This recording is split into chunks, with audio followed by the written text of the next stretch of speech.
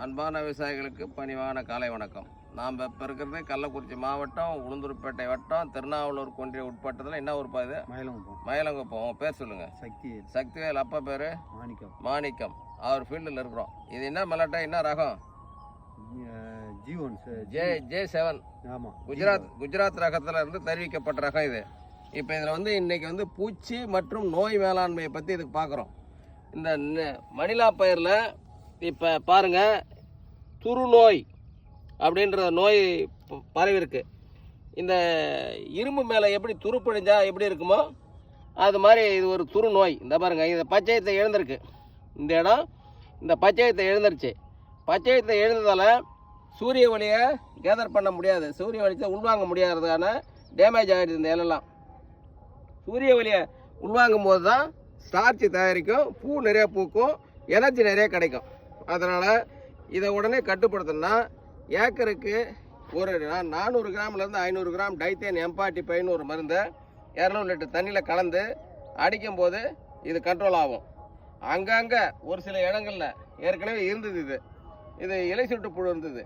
இதுக்கு குளோரிபைரிபாஸ் ஏக்கருக்கு ஒரு 500 மில்லி 200 லிட்டர் தண்ணியில் கலந்து அடித்ததால கண்ட்ரோல் ஆகிடுச்சு.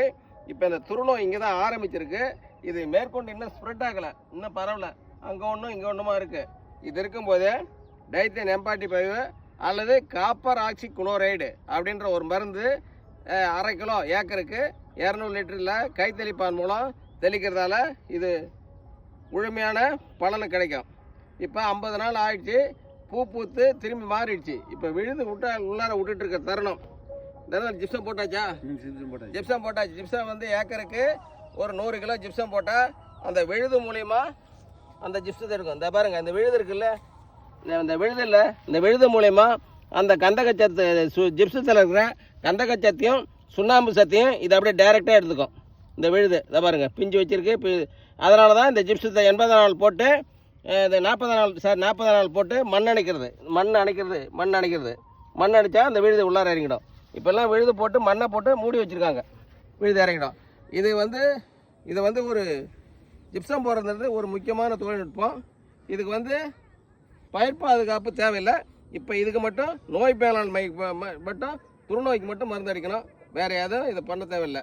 நன்றி, வணக்கம்.